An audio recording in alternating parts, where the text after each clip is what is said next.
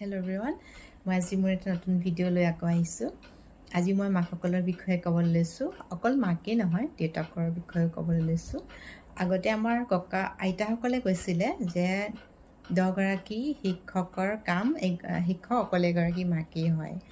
আৰু সকলোৱে চাগে জানেই এইটো কথা, শুনিছেই। আৰু আমি সকলোৱে জানো ন, আমাৰ যেতিয়া শিশুয়িত্ৰীৰ প্ৰথম শিক্ষক বা শিক্ষয়িত্ৰী মাকগৰাকীয়ে হয়। সকলোৱে জানে এইটো কথা, মই নক'লেও।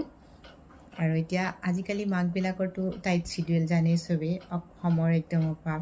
এই অফিচ, এই ঘৰৰ কাম, বজাৰ সমাৰ কৰাও আজিকালি মাসকলে মানে মহিলাসকলে কৰে। সেইকাৰণে তেওঁলোকৰ একদম টাইমেই নাপায়। আৰু যিখিনি সময় পায় আজিৰ মাকসকলে ইনষ্টাগ্ৰাম, ফেচবুক বা ইউটিউবত সময় দিয়ে বা কটায় সময়। আৰু তেনেদৰে দেউতাসকলেও, আজিকালি দেউতাসকলে অফিচৰ পৰা আহিয়ে মানে বাহিৰৰ পৰা আহিয়ে টিভিটো অন কৰি লয়, লগতে ফোনটো ওলায়। আৰু সেই ফোন আৰু টিভিৰ মাজৰ পৰাই নিজৰ শিশুসকলক চিঞৰি পিনি কয়, তোমালোকে পঢ়িছানে নাই? পঢ়িবা কিন্তু দেই, মই গৈ আছোঁ, মই চাই আছোঁ, এনেকুৱা ধৰণৰ আৰু কিবা কিবি এনেকুৱা ধৰণৰ শব্দবোৰ কয়। সকলোৱে চাগে শুনে এনেকুৱা শব্দ, আমাৰ ঘৰতো হয় এনেকুৱা শব্দ। পঢ়িছানে তোমালোকে? কি কৰি আছা? কথা পাতি আছা নেকি? যদি দুটা শিশু হয় তেতিয়া কয়, কথা পাতি আছা নেকি? এটা থাকিলে ক'ব, কি কৰি আছা তুমি? ফোন চাইছা নেকি? পঢ়িছানে? এনেকুৱা ধৰণৰ। এতিয়া মই ক'ব বিচাৰিছোঁ মাকসকলক, আমি আগৰ যেনেকৈ আইতাসকলে কয় এগৰাকী মানে মাকে 10গৰাকী শিক্ষক, আমি এতিয়া হয়তো সেইটো হ'ব নোৱাৰিবও পাৰোঁ। 10গৰাকী শিক্ষকৰ ৰোল প্লে আমি কৰিব নোৱাৰিবও পাৰোঁ।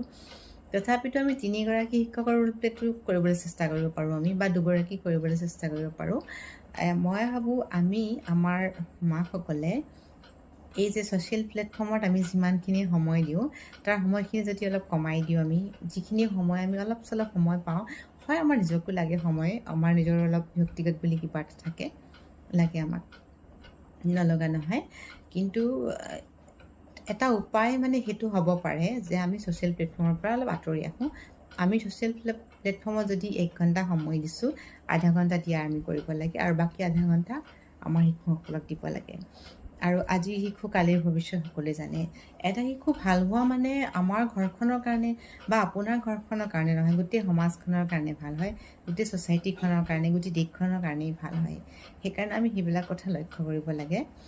আৰু দেউতাসকলক কৈছোঁ যে টিভিটো মুখৰ পৰা আপুনি যে চিঞৰি পানি কয় পঢ়িছানে, সেইটোৰ বাহিৰেও আপুনি সেইটোতে সীমাবদ্ধ থাকিব নালাগে। আপুনি আপোনাৰ শিশুটিৰ ওচৰলৈ যাব লাগে, গৈ চাব লাগে কি পঢ়িছা বা কি কৰিছা, তোমাৰ বিদ্যালয়ত কেনেকুৱা ধৰণৰ, তোমাৰ পাৰফৰ্মেঞ্চ